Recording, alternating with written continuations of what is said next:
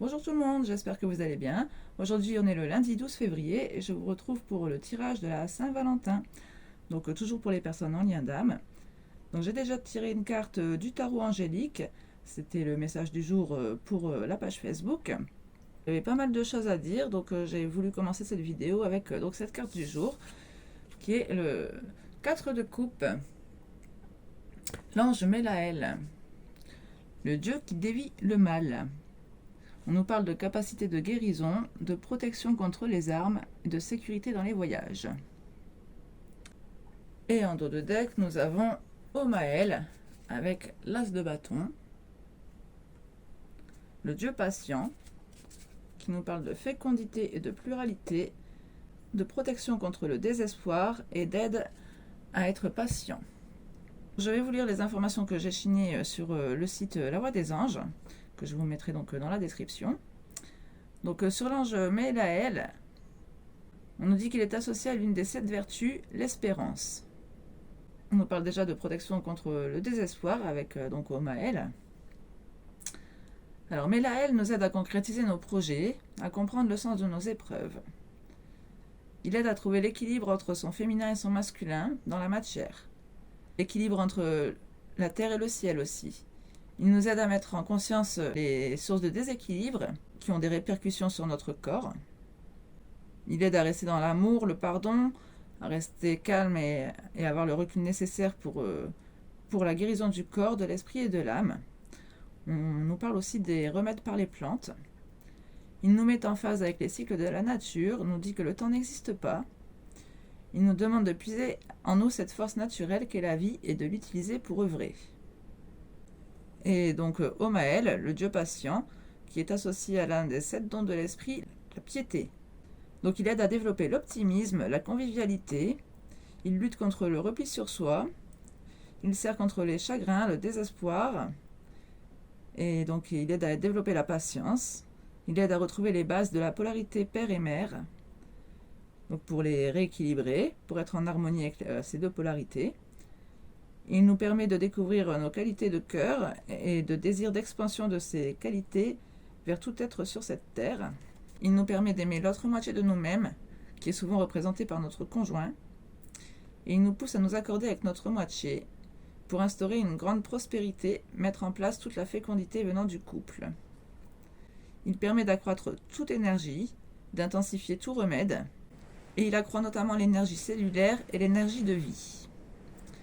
Voilà, donc avec l'ange Mélaël, on en parlait justement de plantes. Alors peut-être qu'ici on insiste sur le soin par les plantes. Donc ça peut être l'aromathérapie, la gémothérapie, il y a toutes sortes de soins par les plantes. On peut aussi bien se soigner avec des huiles essentielles qu'avec des granules d'homéopathie, des teintures mères, des élixirs. À vous de trouver celui qui vous convient le mieux. D'ailleurs, en parlant de ça, regardez-moi ici, j'ai mon petit flacon d'huile essentielle d'orange pour éviter de fumer. Ça marche très bien contre le stress aussi, cette huile. Moi, je sniffe un peu le flacon comme ça, pas trop près bien sûr. J'ai un petit diffuseur, mais je n'ai pas pris le temps de le sortir. C'est vrai que là, je me balade avec mon petit flacon depuis ce matin, voilà. Bon, on va aller voir donc avec d'autres tarots.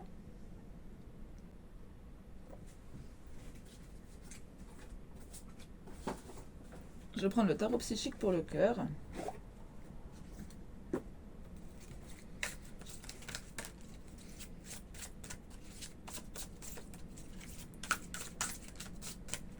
Voir un petit peu quels conseils donc on peut vous donner pour cette semaine de Saint-Valentin. Comment appréhender la semaine. Parce qu'ici quand même avec cette 4 de coupe, on nous parle quand même de stagnation. Alors, enseigne.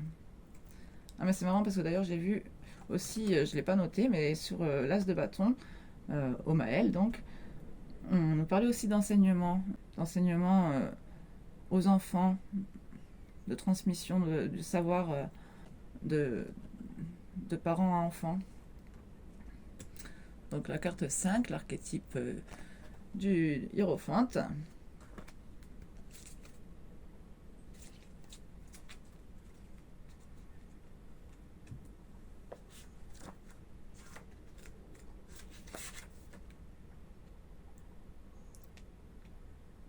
Guider, conseiller, apprendre, sagesse, réflexion, croyance. C'est une âme qui porte la double énergie de l'apprentissage et de l'enseignement. On nous parle de sagesse à offrir, concernant ce qui a trait au cœur.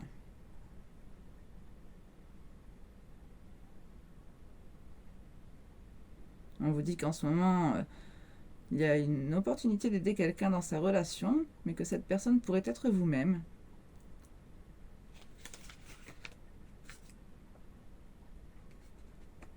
On vous demande de faire preuve de douceur dans cette guidance.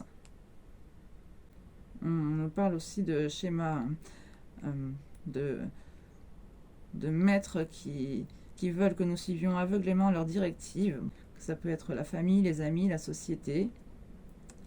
Voilà, on vous dit de peut-être réexaminer ces croyances sur vos relations. On vous demande s'il s'agit vraiment de vos propres croyances ou si elles ont été inculquées par autrui, si elles vous conviennent encore. On vous demande d'être fidèle à vous-même, d'offrir ce que vous savez et d'apprendre ce que vous ne savez pas. Ici, il y a vraiment quand même aussi cette notion de lignée paternelle, hein, parce que en plus, on a aussi notion de dévotion avec Omaël, de dévotion filiale en plus. Donc vraiment ici, il y a aussi un schéma familial peut-être. Hein. On va prendre l'oracle des cœurs vaillants.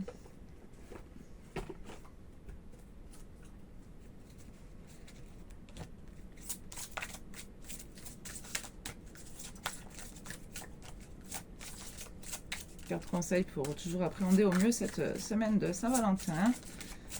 C'est pas toujours une période facile à vivre pour tout le monde. Hein. Ça met aussi le doigt sur le fait qu'on soit célibataire, par exemple, ou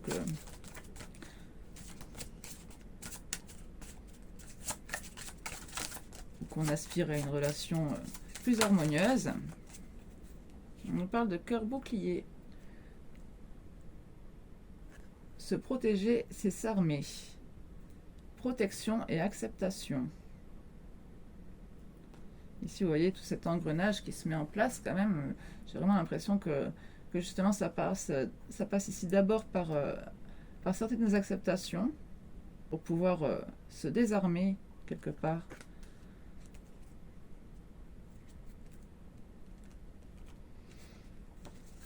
Donc là, 33, 6, les amoureux.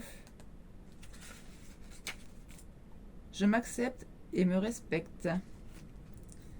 La carte cœur bouclier pourrait avoir comme étendard l'immortalité.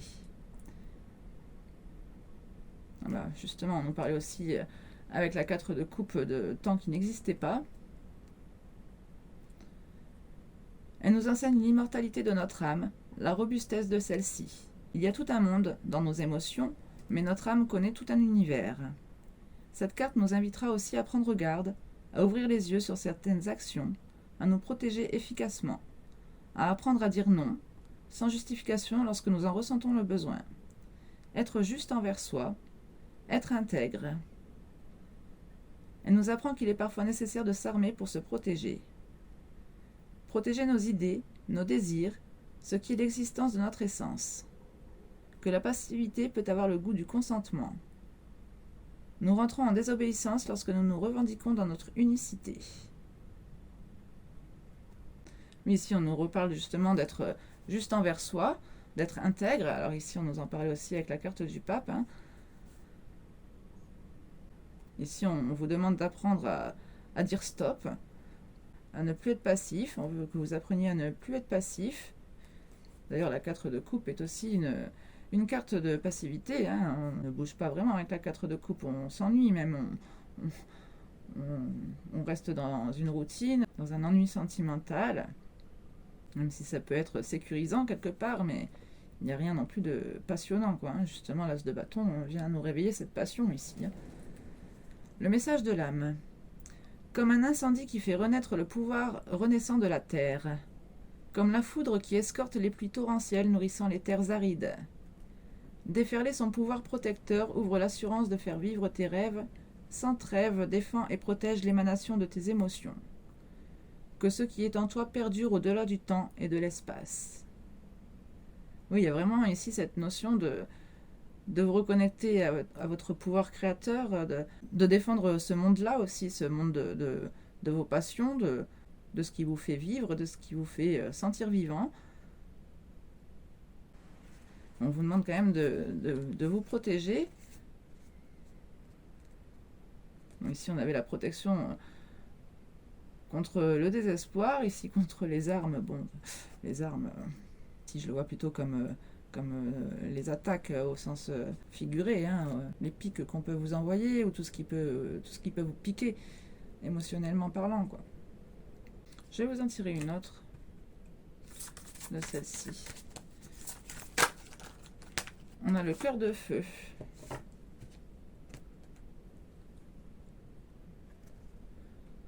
Je suis maladroit et fougueux, irréfléchi, sans concession.